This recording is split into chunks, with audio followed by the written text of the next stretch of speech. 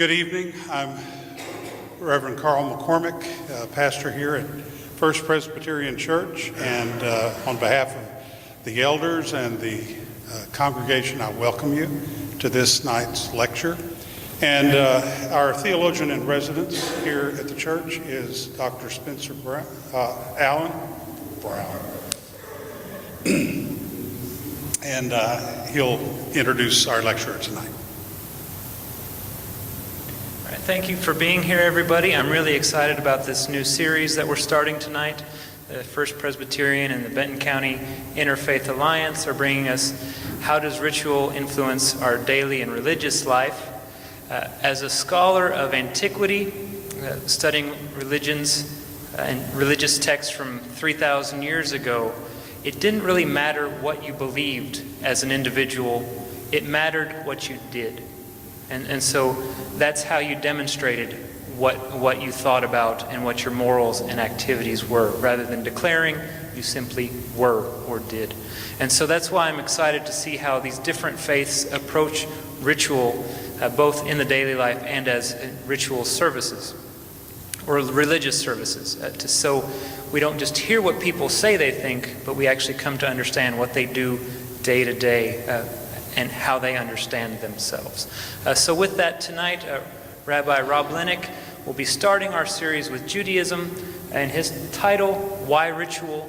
Let's begin with Judaism. Rob, thank you. You should probably wait until it's over before you clap. Thank you very much. I'm very, very happy to be here with all of you. When I first met Spencer many months ago, I originally thought I was here as those of you who know the TV show Gilligan's Island. I thought this was a 3-hour cruise, so to speak. 3-month time here as a rabbi in residence and a consultant for interfaith activities and community relations. And yet, here I am, and planning to be here at least through the end of 2015, because all of you in this whole community, you've just grown on me. It's a wonderful place. The religious community is a wonderful place. I have to tell you, there's something to be said for a community where people are serious about religion. That is a wonderful thing. And it's exciting for me as a rabbi to be able to engage in the conversation with people because of all that I can learn from all of you and your faith experiences and the things you do to express your faith. And also hopefully to share with all of you a little bit about Judaism and how it really forms the basis of the other Abrahamic faiths of Christianity and Islam.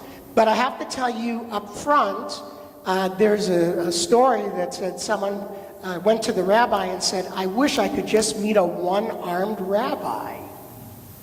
Well, why? The rabbi said, because I want to find a rabbi who won't say on the one hand and on the other hand.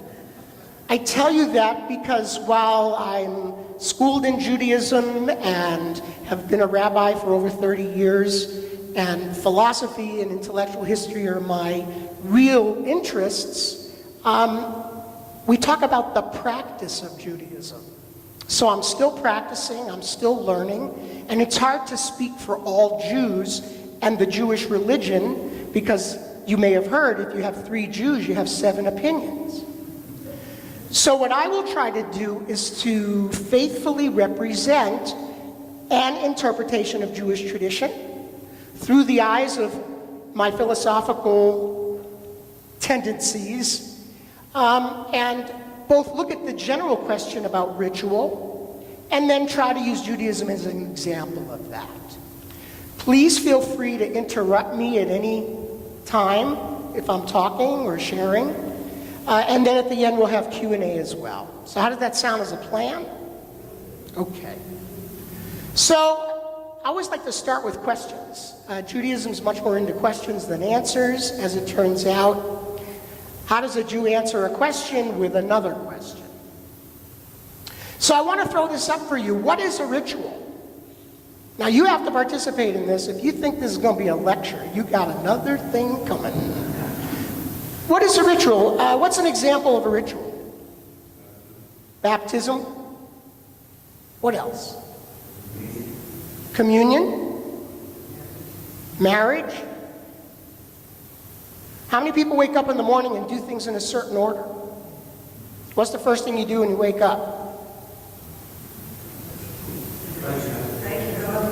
Thank you, God, for being awake again. Right? So there are all kinds of rituals. There are rituals just being here in the United States that we may not even think of as rituals. Emil Durkheim, who was the great sociologist of the middle of the 20th century, he sort of tried to describe civil religion. So civil religion, what is the civil religion here in the United States? Yeah, civil religion. Oh, obey traffic lights. So the religion is the law. How about July 4th, Memorial Day, Labor Day, saluting the flag, the Washington Monument, the White House, the America's Creed. These are all rituals of American civic, if you will, religion. The word religion comes from, I always relate it, you know the game, kids, you guys know Lego? Well, Lego is connected with Legio, religion, Lego, religion. It's about connecting. So there are things that connect us in American life. Durkheim called those sancta. There are these sanctified things that are set apart from other things, that help us define ourselves. And in many ways, rituals do that, help us define ourselves. Great civilizations have three major symbols, if you will, of their power. Number one, army. Number two, sovereign leader. Number three, some kind of monument. Right? And if you look at all the civilizations in the world, they have these major sancta that help people define themselves. There are rituals that are sacramental. Rituals that when you do them, they change reality. Literally, change reality. Now, I'm not an authority on Christianity, but I have studied it and learned over the years so much about it. And there are sacraments in Christianity. And they're more evident or primary in some forms of Christianity than others. Is that true? Did I get that right? Okay. Tell me if I get it wrong. All right? Now, sacraments usually require an intermediary, someone who will conduct the sacrament. Marriage is sometimes a sacrament. The sacrament places upon the couple the holy state of matrimony. The words, the rituals, the things that are done in that moment, they literally change everything. That's why, for example, in Catholicism, divorce is a tough subject because you can't undo what God has done. The priest acts as a sacramental agent, helps this transformation, and the couple is completely different. And so there are sacraments. There are some rituals that are just habit. Like taking your hat off when you sing Star Spangled Banner. That's more of a custom. We have customs that we do by habit. Sometimes we do rituals by habit. We're not even aware of why we're doing those rituals. Can you name a ritual you do that you really don't think about, but you just do it? You don't even know why you do it. How about a food ritual? I always shake a Sweet and Low or a Splenda packet before I put it in my coffee. That is a ritual. Right? I don't flick it. Right? I shake it. That is a habitual ritual. Notice ritual, habitual, a little alliteration teaches a big lesson. Proscribed. There are rituals we are told to do by our tradition. Sometimes there are rituals we are told to do by our parents. Right? You shall and will brush your teeth. before you go to sleep, and you shall do it like this, and you shall brush your teeth 60 times at the top and 60 times at the bottom, and that is how it's done. That's a ritual. There are personal rituals. Now, I can tell you, I wake up in the morning and always do things in the same order. Now, I do not have OCD. I am not an obsessive-compulsive person, and because you do things a certain way doesn't mean you are, but the rituals help us understand that the world is an orderly place. And that I'm reliable because it's like I'm capable of doing the same things every morning. Some are rituals of initiation. Anybody ever join a fraternity or a sorority, or even initiation through baptism, or initiation through all kinds of ceremonies? A person who becomes an American, what do they have to do? They have to make an initiation, right? Through making a pledge. And you think of other kinds of rituals. But here's a good list of the variety. There are so many things that are ritualistic. Some rituals are not even that healthy, right? I have a ritual. When I come to a red light, I have to get as close to that stop line as I can. Now that's a ritual for me. It's perfectly meaningless, and I'm not an aggressive driver, but that ritual, and I always do the same thing, makes me feel like I'm ready to go. So there are all kinds.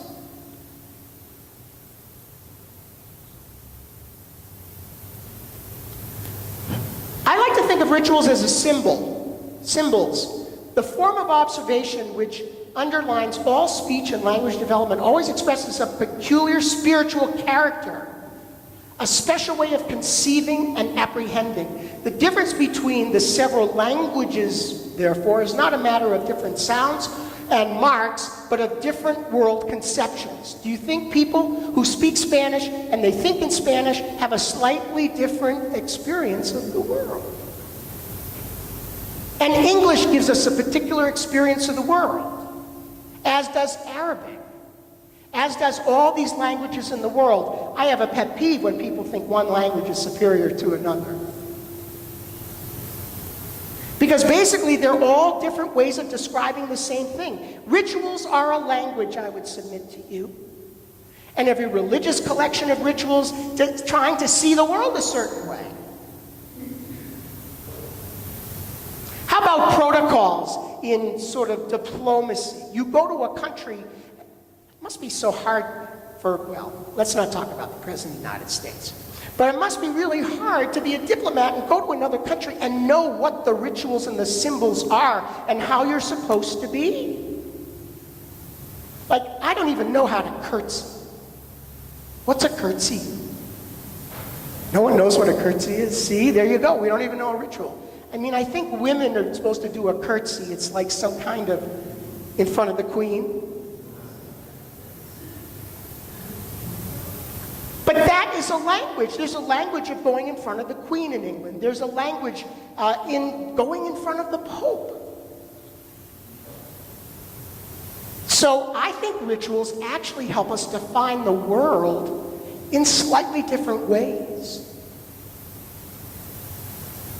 That, by the way, is a quote from Ernst Cassirer, who was a great philosopher of language, who lived during this time period. His most important book was called The Philosophy of Symbolic Forms, in case anyone's interested. So let's talk about symbols as living and sort of bring it to religion now. In the beginning, God created the heaven and the earth. It was formless and void, and the Spirit of God hovered over the abyss, and God said, "Let there be light." Where's that from? Beginning of Genesis. Well, here's an interesting symbolic word. Talk about language as symbolic.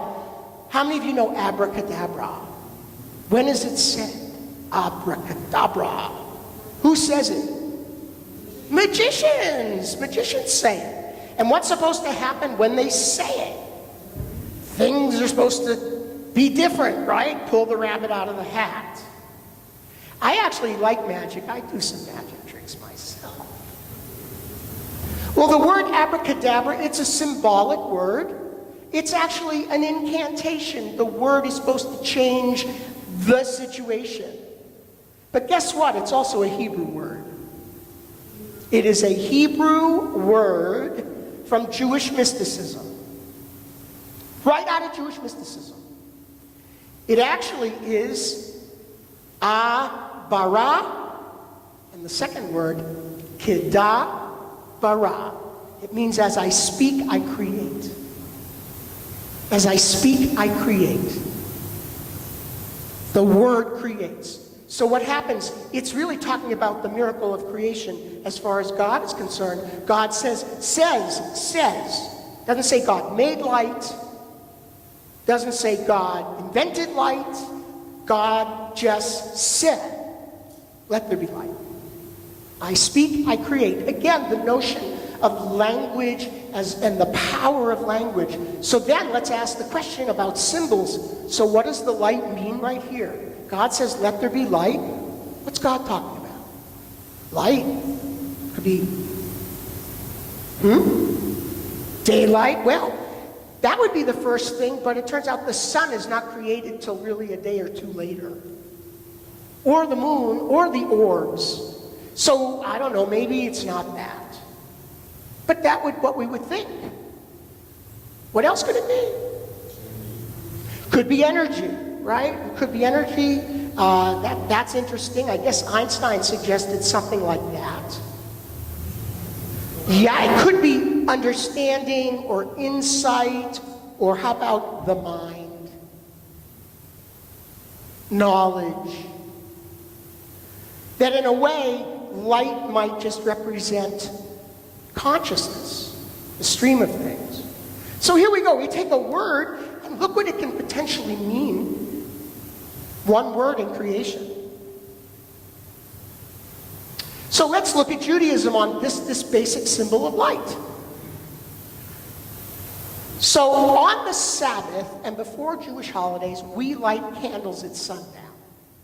Because we say holidays begin at sundown. In fact, we say the day begins at sundown, not at midnight, but at sundown and ends at sundown the next day. Why? Back to the story of creation. The end of the first day, God says, there was evening and there was morning, one day. Well, God says, starts in the evening. Evening and morning equal one day. Doesn't say midnight, one day. So we measure the days very literally. Evening to evening, sundown to sundown.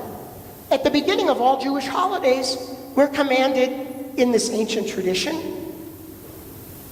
which someone probably made up. Because it's not really in the laws of the Torah, of the 5 books of Moses. So it sort of emerged. Some rituals, we don't understand their origin. And we light these 2 candles, that's the custom. Why 2? Because the commandment for the Sabbath occurs twice in the Bible, in the 5 books of Moses. Anybody know the 2 places where the 10 commandments? They're actually repeated, but they're a little different each time. In Exodus, right? And again in Deuteronomy. In Deuteronomy and Exodus, the Sabbath observance is different. One says observe the Sabbath day, and the other says remember the Sabbath day. So, 2 candles, one for remember, one for observe. Now you see, what's that? You let them burn down. We usually use candles that are this big. Right? We let them burn down. Well, we light them actually at sundown. So we usually would be before. They might be out before we go to bed. But we want to be safe, so I grew up, they were always on the stove where we would keep them. So when do we light them? We light them at a particular time. How do we light them? Well, there's a funny thing we do. You see, once the Sabbath begins, we're not supposed to light fires.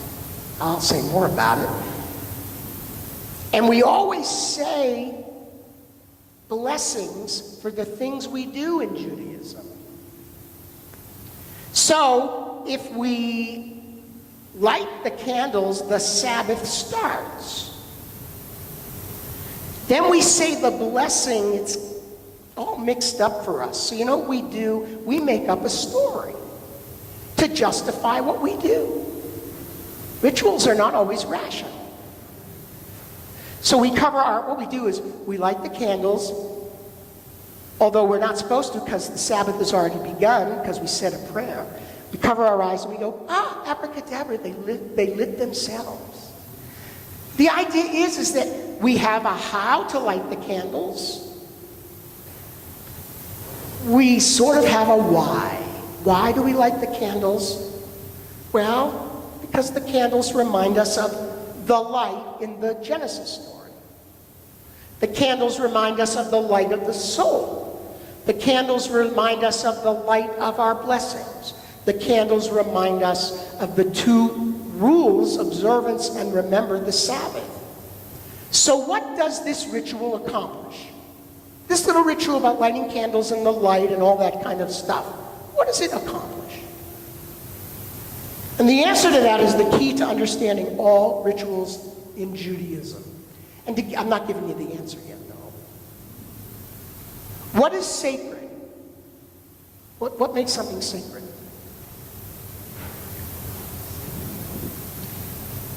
What makes something sacred? It has a significance. It's significant in some way to you. What else is sacred? That is where the word comes from. Absolutely. The Hebrew word means to be set apart. In Judaism, we have no sacred objects, no sacred places, or no sacred people. I'm just a rabbi, a teacher. I have no sacramental powers. I can't say abracadabra, in a sense. People treat me like a minister. I'm trained like a minister. I do all the things ministers do: teach, preach, counsel, comfort, celebrate, comment. The list goes on. But I'm just a rabbi meets teacher. Objects are respected, but they're not holy. They're not put on a higher level as a source of meaning. Someone once said, what's the big contribution the Jews have given to the world? And it's the idea that the search for meaning is the search of human experience. The search for meaning. And all the rituals in Judaism and all the symbols in Judaism all try to help us find more meaning in this world, in our lives.